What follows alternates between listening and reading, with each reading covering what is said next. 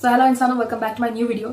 सो आज इस वीडियो में मैं इस बारे में बात करूंगी कि जो ब्राह्मण होते हैं ये अपने बॉडी पे एक धागा पहनते हैं।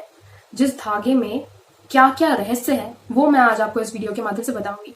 लेकिन वीडियो शुरू करने से पहले आप मेरे चैनल को सब्सक्राइब कीजिए और वीडियो को एक लाइक भी कर दीजिए, क्योंकि आपके एक लाइक से या आपके एक सब्सक्राइब से मुझे बहुत ज्यादा सपोर्ट मिलता है। सो वीडियो स्टार्ट करते हैं। तो ये ब्राह्मण जो धागा अपने बॉडी पे पहनते हैं वो धागा उनके लेफ्ट शोल्डर से लेके राइट आर्म तक होता है। अब इस धागे को हमारे बंगाली में यज्ञोपवीत या पोइता कहा जाता है। आपके हिंदी में क्या कहते हैं मुझे पता नहीं, सो आप समझ सकते हो। तो इस पोइते में टोटल 9 धागे होते हैं जिनका अलग अलग मीनिंग होता है, मतलब हर एक में अलग अलग गुण होते हैं। तो सबसे पहला गुण जो होता है वो है समानता। मतलब जो ब्राह्मण होते हैं उनका ये धर्म होता है कि वो हर एक इंसान को, चाहे वो किसी भी कुल का हो, किसी भी जात का हो, स्त्री पुरुष कुछ भी हो, उनका धर्म होता है कि वो हर एक को समान दृष्टि से देखे। दूसरा गुण जो होता है वो है दम। दम यानी दमन। जो ब्राह्मण होते हैं वो अपने इंद्रियों को हर समय दमन करने में सक्षम होते हैं, इसीलिए उनमें ये गुण होता है। अब बात करते हैं तप के बारे में। तप यानी तपस्या। जो ब्राह्मण होते हैं वो कभी कभार तपस्या में लीन हो जाते हैं, क्योंकि वो उनका एक गुण होता है। अब आते हैं शौच के बारे में। रिमेम्बर आई सेड शौच, नॉट शौच।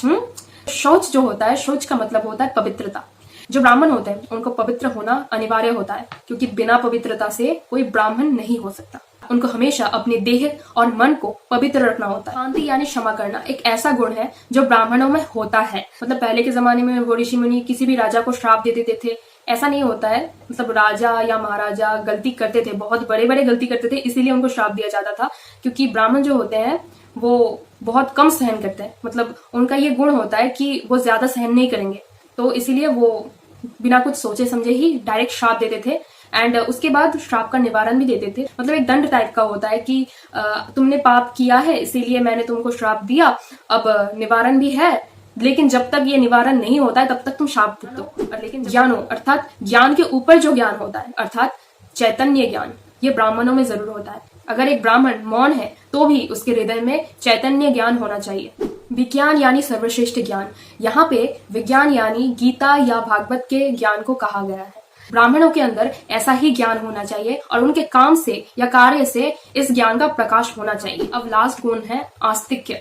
आस्तिक्य यानी जो धर्म को माने या धर्म पे बहुत ज्यादा अटूट विश्वास है, जिनके अंदर बहुत ज्यादा पुण्य या सुकृति होता है, उनको आस्तिक्य कहा जाता है। ये अब ब्राह्मणों के अंदर ये ज्ञान होना ही चाहिए, बहुत ज्यादा इंपॉर्टेंट है सारे धागों में से, क्योंकि कोई भी नास्तिक व्यक्ति कभी ब्राह्मण नहीं हो सकता। ये फैक्ट जान के आपको कैसा लगा मुझे कमेंट सेक्शन में जरूर बताइएगा। और हाँ, जाने से पहले लाइक करना, जो कि मैंने पहले भी कहा है।